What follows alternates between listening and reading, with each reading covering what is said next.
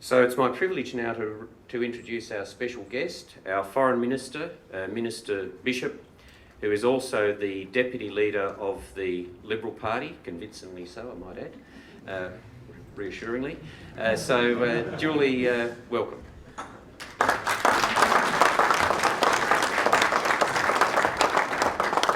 Thank you, Dr. Nelson, my very good friend and colleague, and a man who's making an outstanding contribution to the Australian War Memorial, and I thank you, Brendan, for the work that you are doing here. I know that I don't have to acknowledge the long list of distinguished guests here, but I do take this opportunity to acknowledge Tony Burke, Stuart Robert, Darren Chester, Ambassador Ma and Dr. Chow. When the First World War broke out in 1914, thousands of young Australian men, overwhelmed by a sense of national pride or a sense of adventure, responded to the call to join the Australian Imperial Force to fight thousands and thousands of kilometres away from home. Most of these men were young, not all. Most of these men were Australian of British and Irish stock, but not all. William Billy Singh was a young Chinese Australian from rural Queensland, and he rushed to enlist on behalf of Australia. He went to Egypt in December of 1914 and then landed in Gallipoli in May of 1915. Such was his ability as a sniper and his courage. He became a renowned hero, not only in Australia but across the empire, an exemplar of the commitment of almost 200 Chinese Australian Anzacs who called this country home and were prepared to risk their lives to defend it. Over the years, over that brutal, violent 20th century, many Chinese Australians answered the call and joined in fighting for our freedom, for our values and our beliefs on behalf of the country that they called home. Today, over 866,000 people of Chinese heritage call this country home. And we are a richer and better nation as a result of their contribution, their commitment, their dedication to the peace and prosperity of this nation. Today, our relationship with China is not only based on these historic ties, but it's a very contemporary relationship.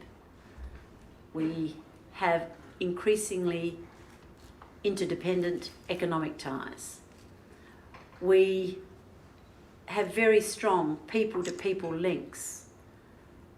Around 1 million Chinese visitors, tourists, came to Australia last year, contributing about $7 billion to the Australian economy. We have a significant number of Chinese students studying in this country. We are sending Australian students to study in China so that there will be a new generation of young Australians and young Chinese who understand each other's country, who have perspectives and insights about who we are as nations, as friends, as partners. A number of Chinese Australians have made extraordinary contributions to the economic, social, cultural life of this country, none more so than Dr. Chow. Through his extraordinary philanthropic gifts to this country, we have benefited enormously as he has invested his resources, his time, his passion in institutions of which Australia can be so very proud. And there is no institution that fits that description more aptly than the Australian War Memorial. Over 100 years ago, when C.W. Bean first conceived the idea of an Australian War Memorial, he could not have imagined that today it would be such an iconic feature in our national life, as thousands and thousands of people pay tribute each year to the 100,000 Australian men and women who sacrifice their lives for the defence of this country. Today we are regarded around the world as an open, liberal democracy committed to freedoms, the rule of law, democratic institutions. But those values, those beliefs, that commitment did not come without a cost. And this War Memorial pays tribute to those who have given us the opportunity to live in one of the most peaceful and prosperous nations on earth.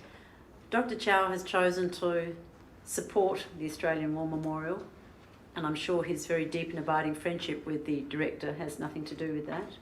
Brendan is a very persuasive man when he needs to be. And the opening of this Media and Education Centre will add another layer to this already magnificent memorial.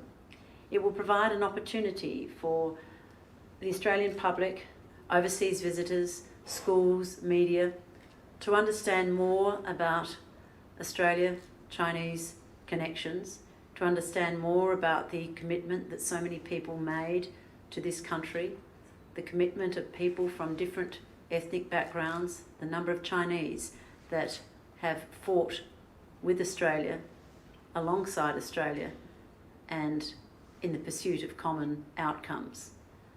So, Dr. Chow, thank you for your generosity, for your commitment to the institutions of this country, and for being an exemplar of the contribution that the Chinese community has made to our country. We are deeply grateful for it, and I'm honoured to be here this evening. Ambassador Ma, please convey to your government and the people of China how deeply grateful we are for the friendship that we have with them. Thank you.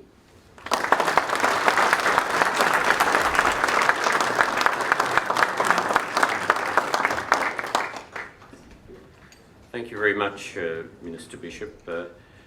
In introducing Ambassador Ma, I'm reminded, reflecting on the comments of Minister Bishop, that we had the History Channel come into the War Memorial in the spring of 2013. They spent 16 months here.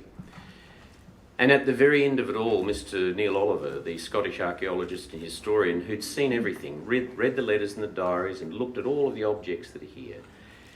And when he sought to sum it all up, he